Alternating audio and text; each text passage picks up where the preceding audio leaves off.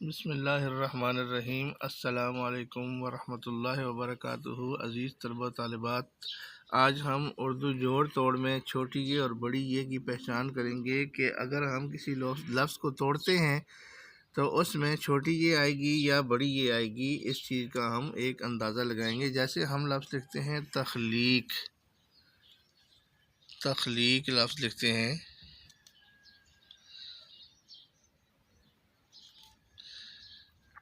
अब तख्लीक लफ्ज़ में आप अंदाज़ा लगा सकते हैं कि तख्लीक लाम छोटी ये ली।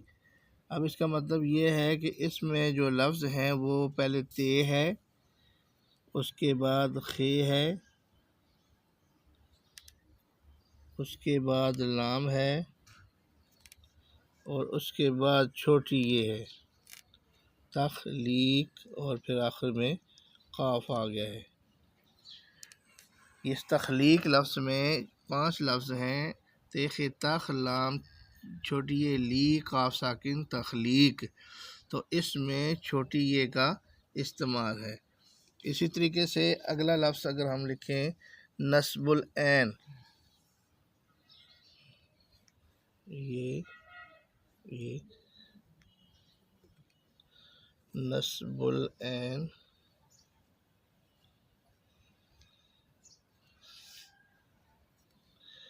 तो इसमें वाज़ेह तौर पे आइन का मतलब है आइन बड़ी है, आइन नून साकिन नस्बुल आइन ये लफ्ज़ आ गया है। तो आइन जो लफ्ज़ है वो लिखते हैं कि आइन के बाद जो है लफ्ज़ आ गया है, पूरे का जोड़ तोड़ नहीं करते। नस्ब आपको पता है नून स्वाद बे है और आगे जो है अलिफ लाम है, आइन का सिर्फ करते हैं। आइन बड़ी है, आइन नून साकिन, ये नून आ जाएगा। तो यहाँ से पता लगा कि नस्बुल आइन में जो ये है वो बड़ी ये आएगी। इसी तरीके से हम लफ्ज़ लिखते हैं फैसला, फे ये फे स्वाद लाम है ला, फैसला।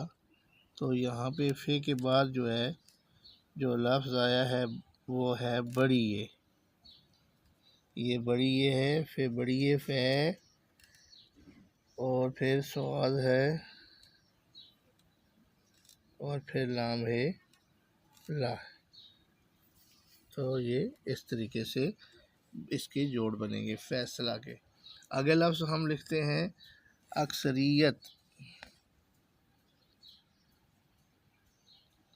अक्सरियत में अक्सरियत लफ्ज़ की ये फॉर्मेशन है, इसको इस तरीके से लिखेंगे और इसमें आप अक्सरियत का अलिफ है, फिर काफ है, फिर से है और फिर अक्सरियती। यहाँ से पता लगता है जो ज़ेर की तरफ खींची जाती है वो छोटी ये होती है। तो यहाँ पे ये छोटी ये का इस्तेमाल हुआ है और फिर आखिर में ते है, ये बन गया है अक्सरियत। तो यहाँ से पता लगता है कि अक्सरियत लफ्ज़ में जो ये इस्तेमाल हुई है वो हुई है वो छोटी ये है। इसी तरीके से अगला लफ्ज़ लिखते हैं कश्मीर,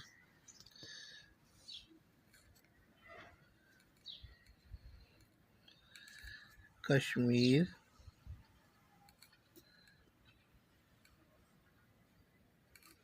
अब कश्मीर लफ्ज़ में आप देख सकते हैं कि पहला लफ्ज़ जो है क्याफ है, दूसरा लफ्ज़ है शीन,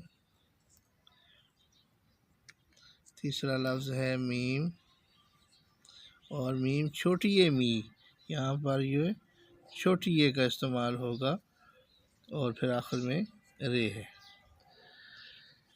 एक लफ्ज़ और लिख देते हैं दरमियान,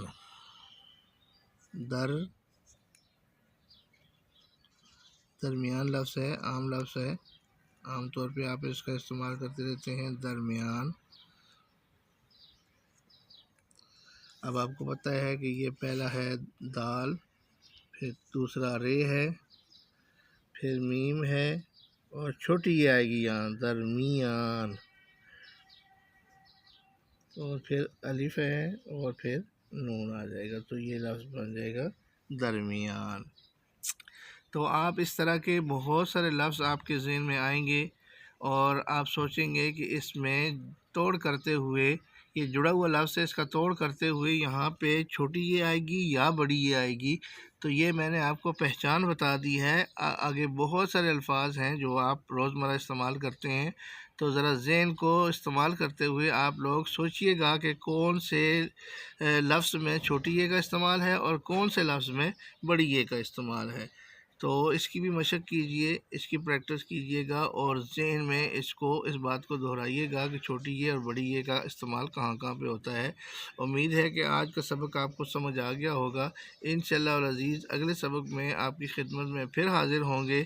अल्लाह हाफ़िज़। अस्सलामु अलैकुम व रहमतुल्लाहि व बरकातुहू।